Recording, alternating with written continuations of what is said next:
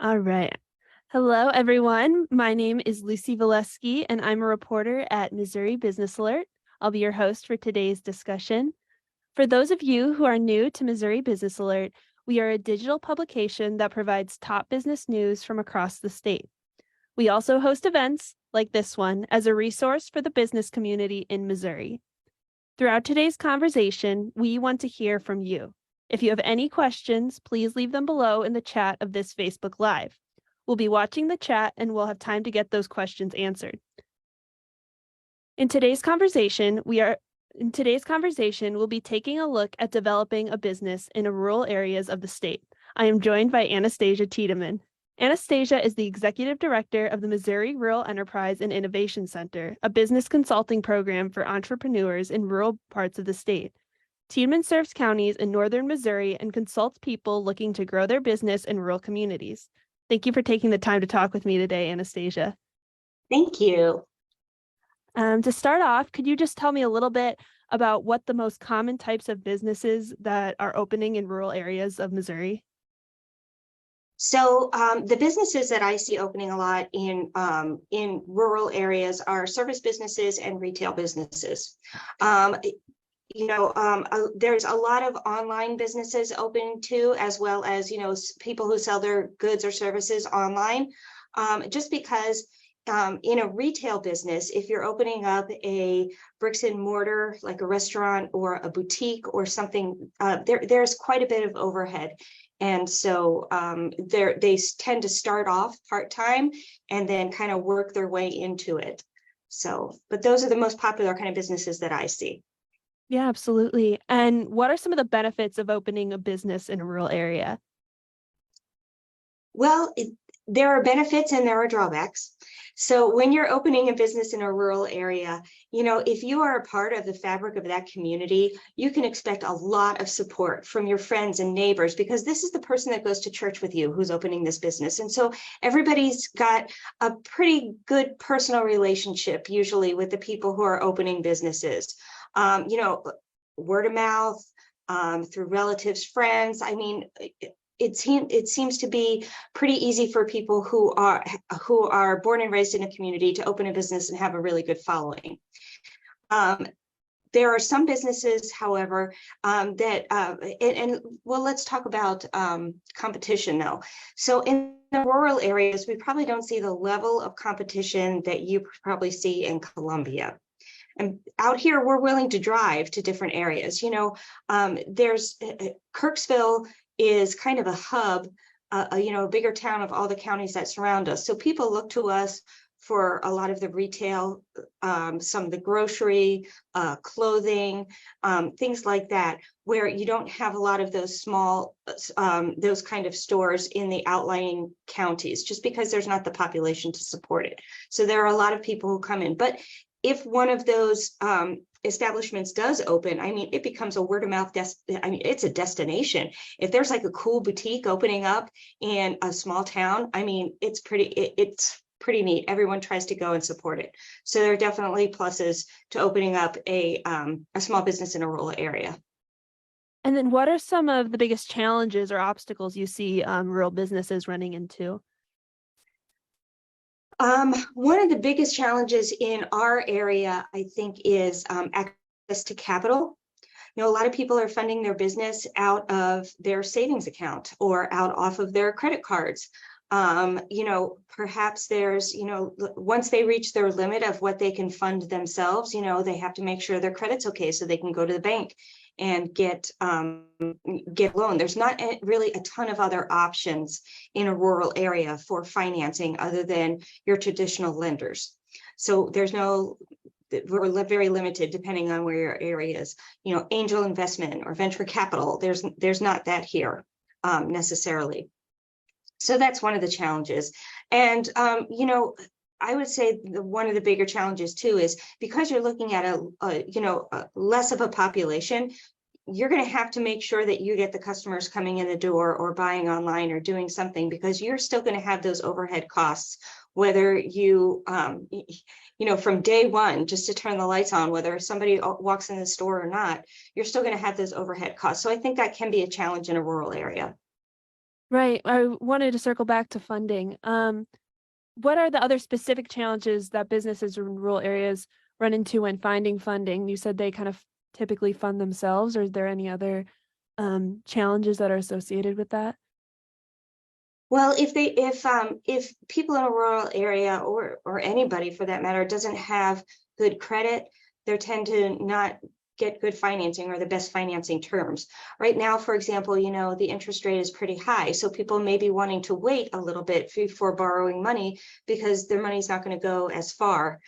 Prices are escalating, so you have to be really careful about projecting your needs and projecting your return on investment. And as far as opening up, getting financing, you can ask your friends, family, you can try and find investors, you can borrow from a 401k or something along those lines. I mean, there are some creative ways to do it, but the getting a loan from a bank is probably one of the I don't know, most common ways that people think of getting financing. And what is kind of your recommendation for finding funding in a rural area?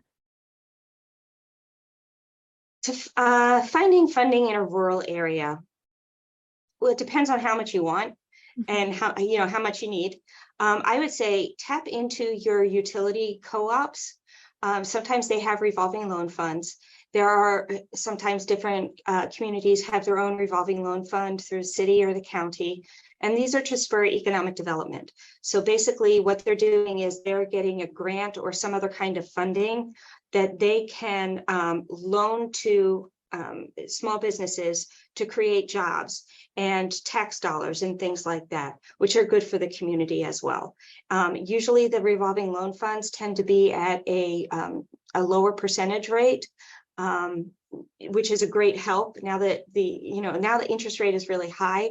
If you're looking at a revolving loan fund, I would say, the rates are pretty favorable. You may not get as much money as you want. I mean, I don't know if you can do $1 million loan or anything like that, but for small amounts for equipment or those kinds of things, that might be a good opportunity. Yeah, absolutely. And obviously, it's probably not a blanket answer, but how much funding does a rural business typically need to raise before they get started?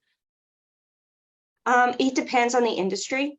Like a restaurant is going to need, I would say, quite a bit of capital to start up, only because you need the tables and chairs. You need to get all of the cooking equipment. You need to make sure that all of your safety equipment has been inspected and the place has been inspected. So it kind of depends on the industry, but I would say 3 to 6 months worth of operating capital is going to be what you need. Yeah, absolutely. And then going over to maybe employment, what challenges do small businesses in rural areas have when recruiting employees? Well, it depends. So once again, it's industry specific. Training can be a challenge. Paying minimum wage can be a challenge. Small businesses are not tied to minimum wage. However, in order to be competitive in the market, they would have to probably offer minimum wage to somebody to entice them to work for them. So that could be a challenge for small businesses. A lot of small businesses are so small that they don't offer any kind of benefits, which could be a challenge. So, when you're recruiting someone, you really have to factor those things in and take those things into consideration. Yeah, and is there a similar challenge with retaining employees, or are there any other challenges with retaining employees in rural areas? Retaining employees, and so it takes, I think that number is like 3 times the amount once somebody quits and to bring that new person on board and retrain them and everything. It is really costly for that organization to bring a new employee on board. So to retain employees would be the best option. So whether it's raising the salary or whether it's it depends on the business, offering benefits, offering more hours, or maybe doing some type of an internship where they're getting, credits or college credits or something along those lines. We can be I would say that businesses can be pretty flexible in more rural areas than they can sometimes in the bigger areas. And why is that? How are they able to be more flexible with those types of things? There are, there in my experience, the community works together pretty well. In bigger areas, you may not see the kind of, and I want to say camaraderie, but it's not really camaraderie. It's more like a partnership kind of ideology. So it's, you know, when the tide rises, all ships rise kind of ideology. So, you know, our resources, we only have so much to work with in a rural area. And so we all try to work together to try and bridge the gaps. And I think that sometimes, you know, people are pretty creative about the way that they can solve some problems. Yeah, no, absolutely. That's interesting. And then I have a question from the chat, that kind of has to do with our funding question. But how has rising interest rates and inflation impacted small businesses in rural areas? And then what are some of the largest challenges they face in the current economy? I think that keeping up with the inflation, keeping up with the pay, you know, compensation for employees. Not everybody can offer benefits, but it's a plus if you can.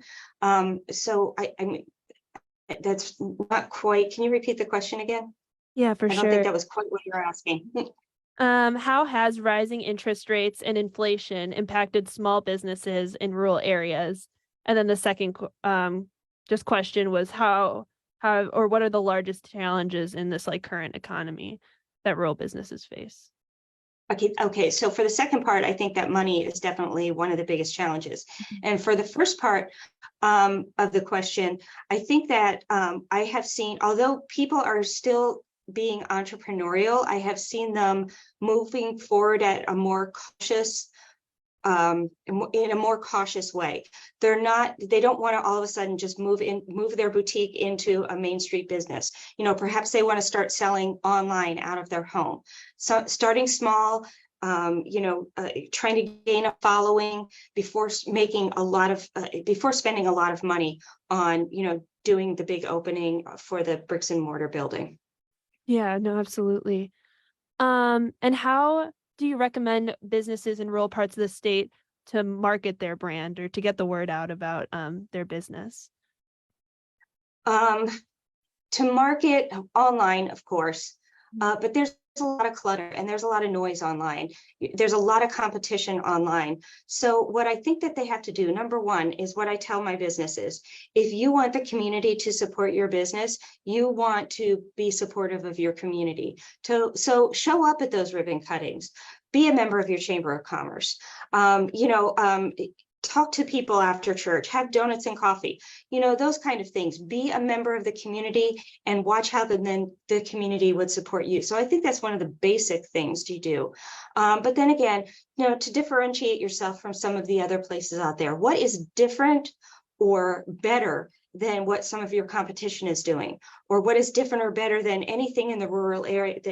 Why is your product different or better than anything else your immediate area has? And is there a way to extend that reach, not only to your community, but maybe to other rural communities or other bigger towns or cities nearby? They might not need the same things that we need in our rural community. The consumers might not be looking for those same kind of things, but within a rural community and another rural community, you have really customers that are very alike that have similar needs. Yeah, absolutely. And you kind of mentioned going online. Do you recommend that social media, or that rural businesses use social media in marketing their brand? And if so, which platforms do you recommend? Since it feels like there's a lot right now.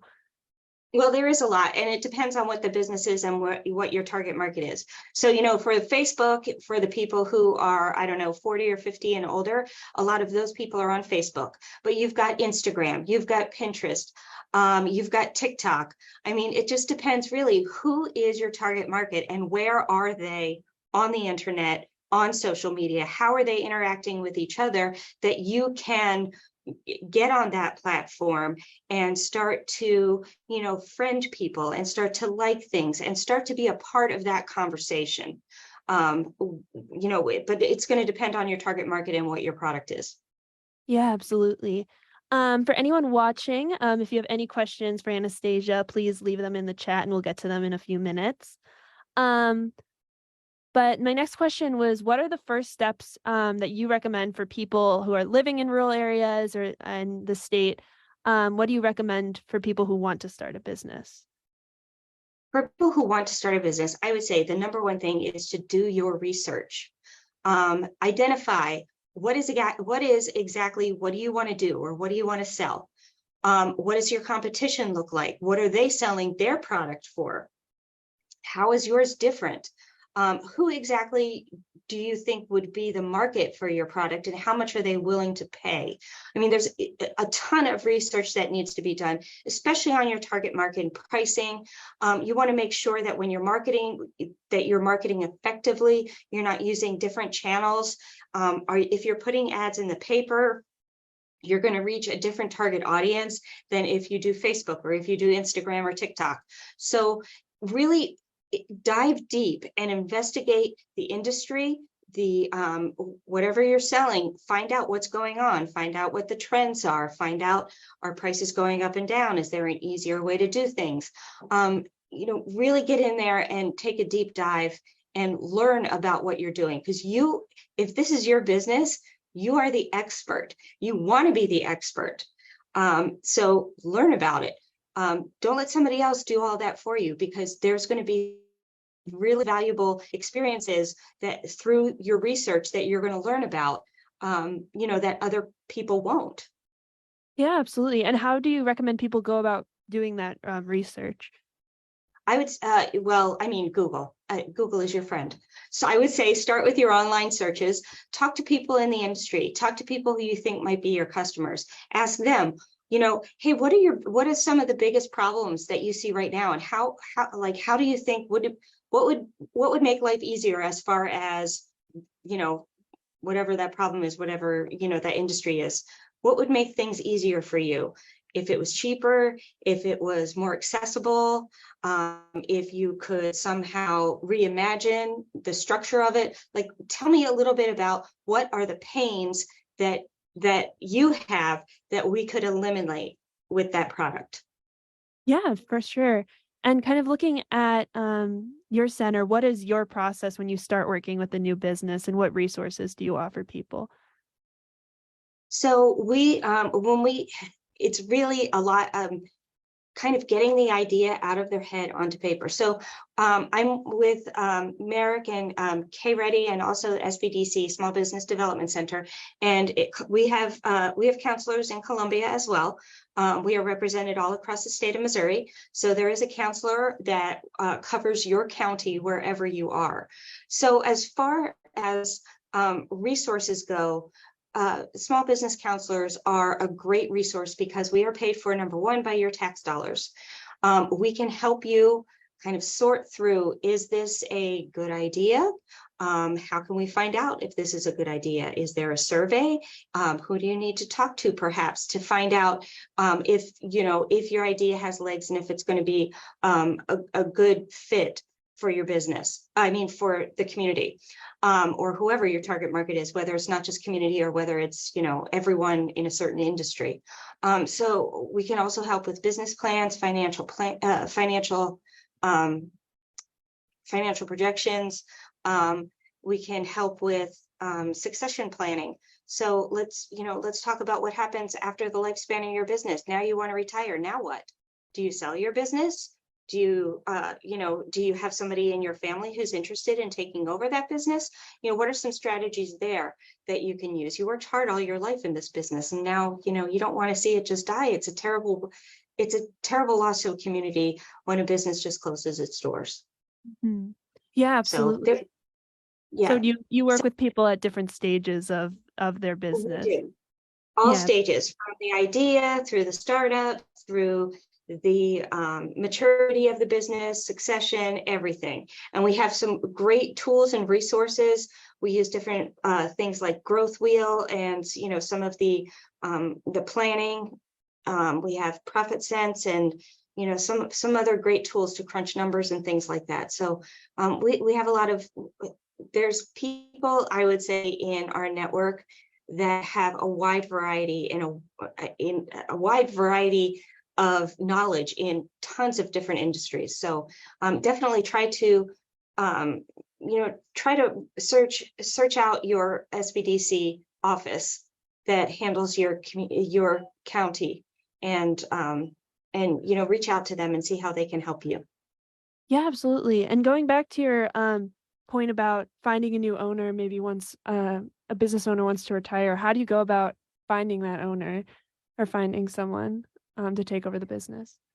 Well, sometimes sometimes you just advertise, or sometimes it's really a matter of, do you have an employee that's working for you right now that seems to be interested in doing something like that, or has the if they're interested in learning about more about owning that business.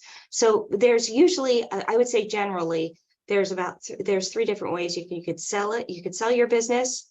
You could will it to a relative or have a relative take over. You could groom someone from the inside, an employee, or else you just close the doors. But there are some other options out there as well, offering stock options if the business is big enough, and that kind of thing. There's some new things out there, but those are basically what you have to do, and you have to be really strategic about it, because if you're thinking about retiring tomorrow and you want to sell your business in a month, well, it may take a little bit longer to find the right buyer for that. So you may want to think about financing the business yourself, to help that new person, train them and bring them on board and things like that. If you're looking to transition out, I mean, there's a lot of different strategies to do it, but you should start thinking about it, I would say 3 to 5 years before you actually want to transition out or retire is when you should start thinking about that, because you want to identify your options, who might be interested, what the market's doing right now. You want to take a look at your taxes and make sure that your business shows value on paper, because if your business does not show value on paper, then could somebody get financed to purchase it if it's not showing that it's making a profit? So, there's all of those kind of things to consider. Yeah, absolutely. I'm going to look at an audience question right now. Someone asks, how have you seen online marketplaces like Amazon impact small businesses? And can small businesses compete with the larger retailers? Oh, that's a tough question, because Amazon is everybody's competition. Everybody's either direct or indirect competition. Can small businesses, can they compete with some of the Amazon things? Some of the products on Amazon. Well, Amazon has everything. So I kind of think it depends on what your product is and how you're getting it to your customers. There's just so many different variables, I think, with online marketing. You could market to a different segment. You can market through a different way. Amazon takes a lot. Amazon is also very expensive for a small business. There's fees, and whether Amazon is going to be fulfilling the product and things like that. So there are different ways, I think, to get around it. But I do think that, Amazon and marketplaces like that can be both a blessing and a curse. They can be a really good tool, but they can also work against your business if it's not lined up correctly, if you don't have the costs and everything under control. Yeah, absolutely. I guess we are almost wrapping up. So, for the last question, what is your number one piece of advice? What is the number one piece of advice you would give someone in a rural area that wants to start or grow their business? My number one piece of advice would be to do your research. I think do your research, have a good plan, go visit with your SBDC counselor, talk through some of the obstacles and talk through some of the ways to get your business started. And I would say, set yourself up for success and do your research early, because you don't want to spend a whole bunch of money on an idea that might not take off.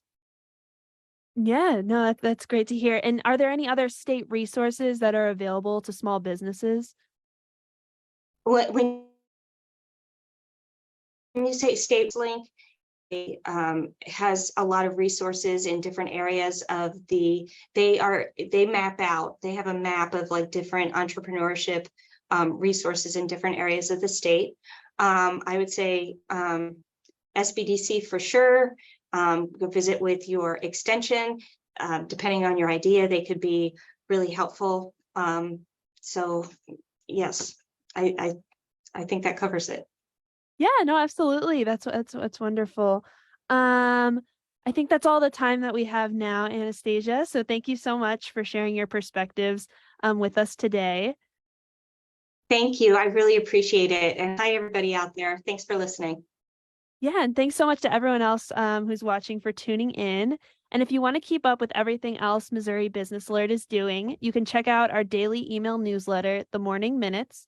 It delivers the day's top business news from across Missouri to your inbox Monday through Friday. You can subscribe for free at missouribusinessalert.com/subscribe.